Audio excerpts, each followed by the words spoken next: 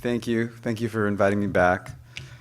So today, as advertised, I want to talk about the Fifth Agreement, intergenerational trauma, and how to love a dictator. And at the end of the day, I want to leave you with a question, a finding, and a claim that you can verify yourselves. So I'll start with the Fifth Agreement. There was a book written a few years ago called The Four Agreements. Maybe some of you see you nodding, you've probably read it. And it's a kind of a pop spirituality, how to live your life book by a person who is from a Toltec shamanic culture in Mexico. And I think they're really great agreements, and they're necessary backgrounds. I'm just going to go into them. The first one is be impeccable with your word. Kind of hard to argue with that one. The second is do not take anything personally. And part of his rationale for this one is that everyone is living in their own dream, their own constructed reality, and the ways people react to you has way more to do about them than it does with you. So that's the part I really remember about that, is everyone is living in their own dream. The third is do not make assumptions. Again, that's like kind of obvious. And the fourth is always do your best. So my friend Matt introduced this to me, and we talk about it a lot and give examples of when we did and did not do these things. And over the years, I got confused, and I conflated two of the agreements. I conflated the do not take anything personally because everyone is living in their own dream with always do your best. And I would always say to him, well, you know, it's like the four agreements. Everyone is always doing their best. And Matt would be like, no, that's actually the opposite of one of the agreements. There wouldn't be an agreement, always do your best, if everyone is always doing their best. But we kept joking about it until it kind of, almost like advertising, you just hear it enough and it kind of seems true. And it became the fifth agreement for me, that everyone is always doing their best. And I'm gonna just start with that, and then it's gonna come back in a few times as a theme. I will note that he also then wrote a book called The Fifth Agreement. And I think my fifth agreement was before his. And I haven't read his version. Maybe it's the same thing, but I really doubt it. So if you see that book, you might just internally think of it as the sixth agreement. Yeah. So I'm thinking about this question, and a few years later, I have a podcast, or I did. I interviewed a woman from my podcast named Nala Walla. I don't know if any of you know her. You know Nala? Yeah. So she lives in the area, and she's amazing. And she does something called grief work. And I interviewed her about that because I had no idea what grief work was, and that's what I wanted to do. And so I asked her, so tell me how you got into grief work. Like, what's grief work? And I was really shocked because she started out by saying, grief work is essential for all of us because it's about processing all of the grief and trauma that our ancestors had that remained unprocessed. And we have to do this, otherwise we're going to reproduce it. And again, this whole thing is totally new for me. I have no idea what's going on. I'm just kind of following the thread. I'm like asking my little podcast interview questions. And I'm like, tell me more about that. And she's like, well, in order to answer that, I have to tell you that white people don't exist. And I got really confused because I saw her as a white person, and I saw her as somebody who existed. And I was like, oh, tell me more about that. And so I'll give you her approach or her philosophy in a nutshell. It's not the main direction I'm going today, but it's an important stop along the way, and it might be useful to you. And her basic concept is that the concept of whiteness was invented along with the concept of blackness and racism in order to justify slavery in like the 15th century or something. But before that, everybody who was labeled as white or considered themselves white was indigenous to some place in the world. And through a lot of like movement and violence and kind of cultural destruction, all of those people lost their culture and became labeled as white. And so everyone who is white actually has, somewhere in their ancestry, probably many different indigenous cultures that they're a part of. And that process of going from being like a harmonious, intact indigenous culture to modern whiteness involved a lot of suffering and a lot of violence and a lot of sadness. And that sadness was unprocessed in people. And so when people from that history in Europe, I guess, came to the Americas, North and South America, all of the tragedy that we've learned about, slavery and the genocide of the Native Americans and all the other things, were just reproductions of tragedies that they had already experienced somewhere in their past or in their ancestors' past. And that we would continue reproducing this cycle of violence and tragedy until we dealt with it, until we found out what that grief was and processed it. Again, this is all very new to me. And I'm like, well, how do you do that? And she's like, oh, you do it through talking to your ancestors. Again, very new to me. And she gave me her method for doing it, and she's amazing. If you're interested, you could talk to her about it.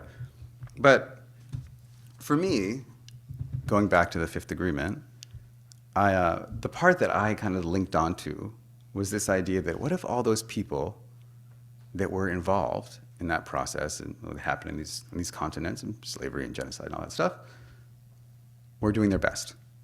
That's the way my mind goes. I kind of ask that question. And there's two dangers in asking a question like that, so I want to get those out of the way. The first danger is to reduce the scope of the harm, to be like, oh, it wasn't that big a deal, or just somehow try and minimize it.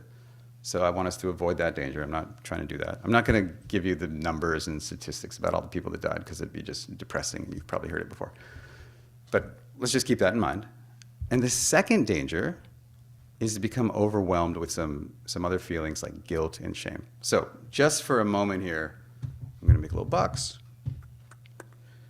And if you have any guilt by association, I don't think any of you personally were involved in it, but if you have any guilt by association, you can put it in the box. If you have any blame by association, you can put it in the box. You can get it back later. You're not giving it away forever. They're very important feelings, but I don't think they're going to be useful for answering this question.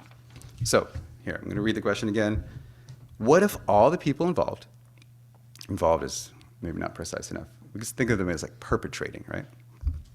The slavery and the genocide, the selling and the buying and the killing and the dominating and the eradicating and the subjugating of their fellow human brothers and sisters were doing the best they could with what they were taught and their unacknowledged Nalawala-style ancestor grief and trauma. And so these are the things I like to think about. And it's a question. It's not an answer, right? And I don't know if there could be a definitive answer, but it's the question that leads to approaching our relationships and how we view ourselves and how we view other people and how we view history in a different way. Like, what if the person who just rear-ended me while they were texting while driving was also really doing their best? And because of their history and their childhood and their neurodivergence and their lack of driving skills or whatever it was, this is the best that they could do, right? What if we look at it from that point? So anyhow, we had this interview. I think about my Fifth Agreement. It's cool. It's challenging. But in the end, I'm kind of like, whatever. Because I have no idea what she means by talking to ancestors. And I'm not white or black or Native American, so it's probably not relevant to me anyhow. Spoiler alert. And if I took her seriously, it might be really challenging for my worldview about what's possible and what's not.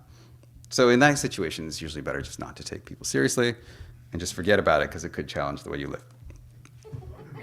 So then I go on with my little podcast, and I meet this other guy. This is a training about mediation, and I'm a mediator, so I'm always trying to learn more about it. And he does something called trauma-informed mediation. So I'm like, what's that? So I learn about trauma-informed mediation. And he blew my mind telling me about this experiment, and an experiment that was done a few years ago on mice. And so I have to have a little acknowledgement. I don't really feel that comfortable about this. We, in this experiment, the humans, we intentionally made the mice suffer. And if the results of these experiments get out and get popular, I think there will be a point to it. I think that it's going to help. So it's not senseless cruelty, but I want to acknowledge that it might be good for us. I hope it's good for us. Definitely was not good for the mice, and I just want to make a public apology to the mice. Sorry. So, the scientists exposed the mice to electric shock. At the same time, they did a certain smell. They had a chemical that was the smell of cherry blossoms. I'm not sure why they used that, but it's like good visualization for the humans at least. And so they would expose the mice to the smell at the same time as the electric shock. And of course, as you might imagine, they learned to associate the two phenomena. And so then they would expose them to the smell later without the shock, and the mice would have the fear reaction, or the shock reaction, right? That makes sense to everybody? Yeah. Okay. And so then they had the mice breed, and they tested the children of the mice, and the children of the mice had the same reaction to just the smell. And then they did it with the grandchildren, and they had the same reaction, right? I don't know if they did further than that. This experiment just went that way. But I was like, okay, the parents probably taught the children about this. This doesn't have to be genetic. This could be like, hey, little mice, you got to know about cats, and you got to know about this, and you got to know about cherry blossom smells. So then they did another version of the experiment where they had the mice have children in vitro, and the parents never met the children, right? So they had like test tube mice babies that were not raised by their parents, which again is another form of cruelty that I'm not that comfortable with, but they had the same results. The children and the grandchildren had the same trauma response when exposed to the smell without having any of the kind of communication I imagined. In my worldview, it's like, oh yeah, they have that because people were telling them about it, mice people. But no, that wasn't the case. So this was hard for me. I didn't want to believe this. I identify as someone who believes in freedom, choice, and independence. I make my own destiny, and I really don't like the idea that I'm running around with patterns and reactions and responses that I inherited from people that I never met, right? Like most of my grandparents or great-grandparents I never met. But I'm a mammal. Mice are mammals. It's kind of hard for me to ignore the obvious conclusion, right? And I don't know if they've done a version about this on humans, hopefully not with the electric shock. I don't know if they could do any version of this on humans. This might be as good as it gets. But I started thinking, okay, so what are the chances that I have some of this trauma? And my family's from India, and in 1947, 75 years ago, India won a nonviolent struggle for independence, led by Gandhi, who's one of my personal heroes and teachers, from this evil British colonial empire. And it happened in a pretty great way for most of it, but the end of it was very traumatic. And I'm not going to get into all the details of why, but there's ego and power and some British stuff involved. But basically, they partitioned India into different countries, some of which were supposed to have a Hindu majority, and some were supposed to have a Muslim majority. And in order for this to work out, a lot of people had to move, or a lot of people were forced to move, or killed. So there were between 12 and 20 million refugees moving like thousands of miles, many of them forced to, by fear of ethnic cleansing. The estimates range, there were 200,000 to 2 million people murdered as part of this. And it's been a massive, it's like a pivotal moment, this creation. It was the first day that these countries were born, and this is what happened. And it was like a tragic thing for Gandhi, and he never celebrated the Independence Day. He was like, this is a tragic day. And so that, it became like, I used to read, I took classes on South Asian literature, and basically every book and every movie for decades was only about this event, because it was how the people were trying to process like the incredible scope of the grief. So, okay, what's the chance that my 8 great-grandparents and 4 grandparents were not affected by this in any way? Pretty low. Or even if they escaped the gruesome details of partition in the part where they lived, what's the chance that they were not traumatized by the colonial government before that? Not to mention all of the ordinary trauma of infant mortality or the average life expectancy being 34 years of age in 1950. that these people live through. So now it's looking like my chance of escaping this intergenerational trauma is really quite low, and I should have paid more attention to what Nalawala and was saying. And it reminds me of a story that the Buddha told. And maybe, I don't know if you've heard this story recently about, there's a woman who goes to the Buddha. The Buddha's like doing his thing, teaching about enlightenment and chilling out. And she goes to him totally in distress. She's despondent, cannot be consoled. And she's like, my son just died. And always a tragedy, right?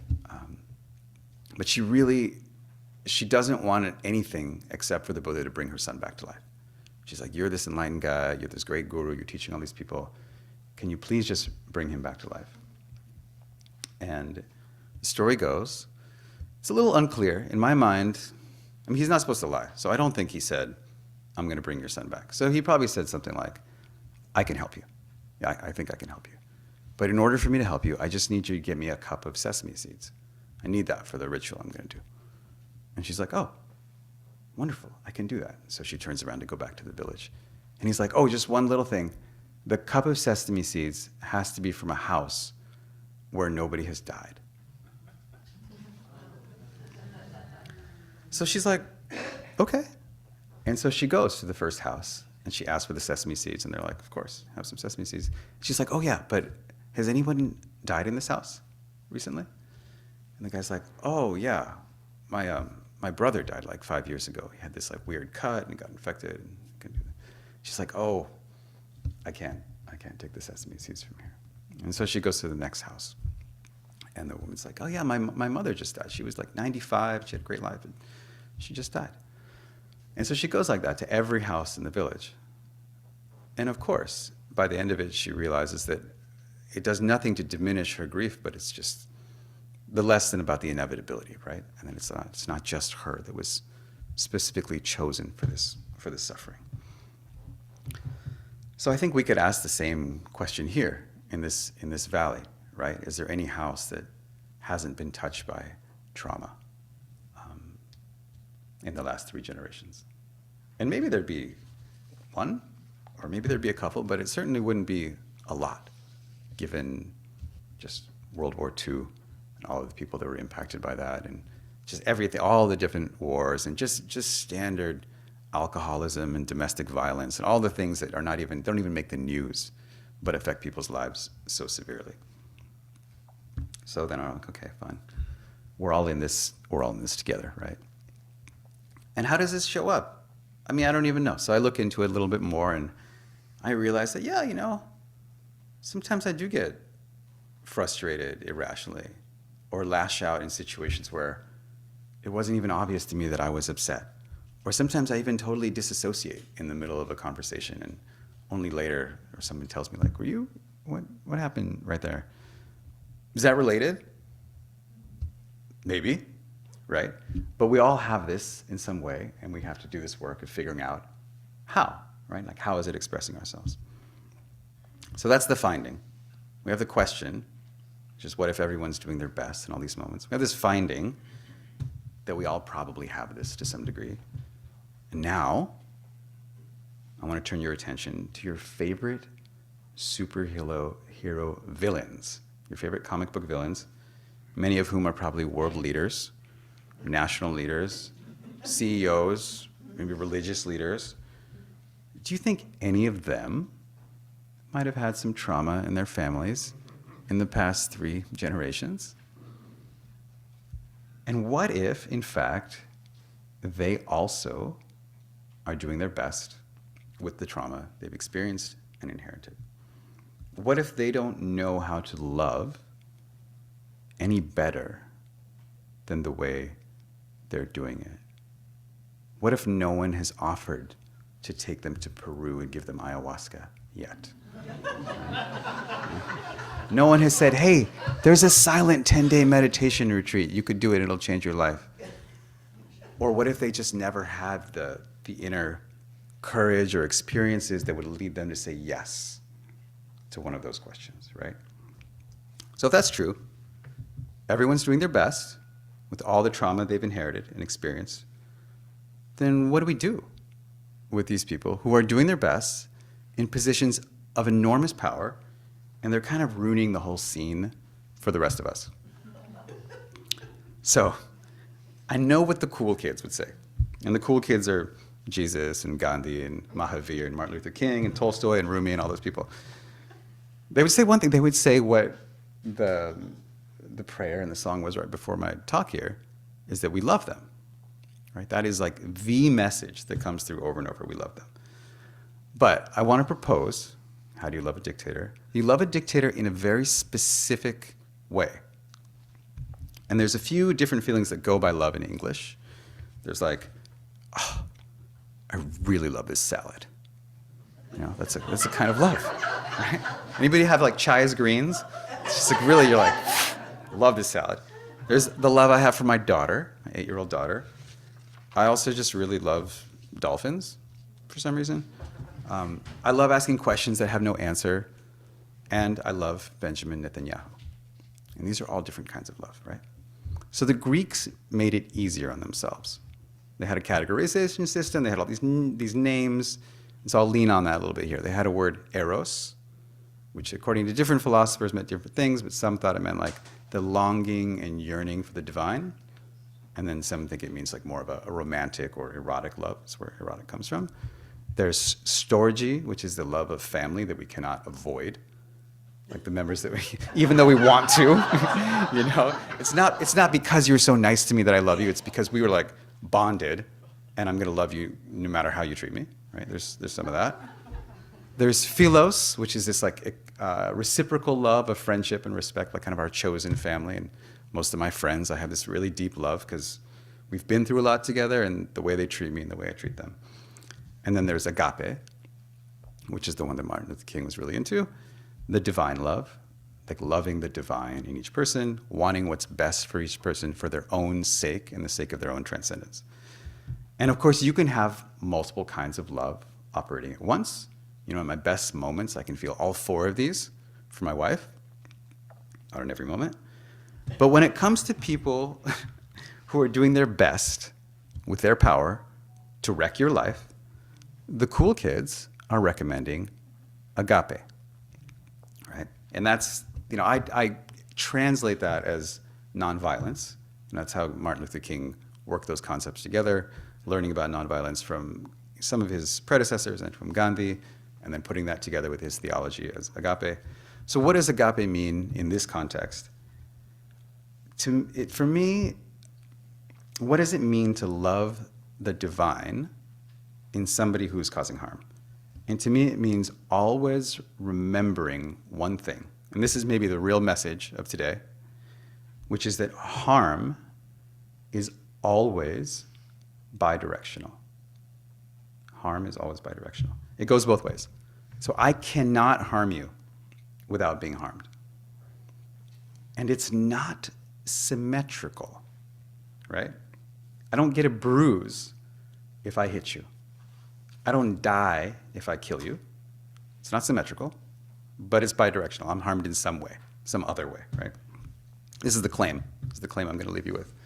The claim that Jesus and Gandhi and Martin Luther King all make, and it's the basis of the philosophy of ahimsa in ancient India and agape in ancient Greece, and it's the whole foundation for nonviolent action, the way that Gandhi and Martin Luther King acted in the world, and it's because we're choosing nonviolence over violence because violence hurts the person inflicting the violence. It just creates more of the same. It hurts both people. You shouldn't trust what people say, especially now with the internet, even me, and even Gandhi. So you have to verify this. You have to look into your own experience or find some other way of verifying it and see if it's true for you. But if it's true, if the harm hurts the harmer, and everyone is always doing their best, fifth agreement, and we're here to practice love and agape, not just affection or coddling or, oh, do whatever you want, but agape, divine love, to the harmer, then my conclusion is that we have an obligation to help the harmer stop inflicting the harm for their own sake. For their own sake. And those 4 words, for their own sake, should change everything about how we go about stopping the harm. Because if it's for their own sake, vilification is no longer a helpful strategy, right? Shame is no longer a helpful strategy. Pushing people away, separation, distancing is no longer a helpful strategy. If it's for their own sake, guilt and blame and all of those things are not going to help them and help them stop the harm. It has to be through the construction of a relationship. So I'm going to leave it there for today, a little bit open, because there has to be a lot of exploration, right? It has to come internally. But I'll just remind you, there's a question, there's a finding, and there's a claim, and then maybe I'll read a little passage from Martin Luther King. So the question is, what if everyone, no matter how bad it looks, is doing their best? What if they couldn't possibly be doing any better? The finding is that we may have inherited the trauma of our ancestors, and the claim is that harm is always bidirectional. So I'll just read this little passage. By the way, this book just probably has like 100,000 amazing passages in it. It's really, just got it from the library. It's incredible. In the final, and he has some gendered language here, and you can just expand that in your minds. It'll interrupt the flow if I do it. In the final analysis, agape means a recognition of the fact that all life is interrelated. All humanity is involved in a single process, and all men are brothers. To the degree that I harm my brother, no matter what he is doing to me, to that extent, I am harming myself.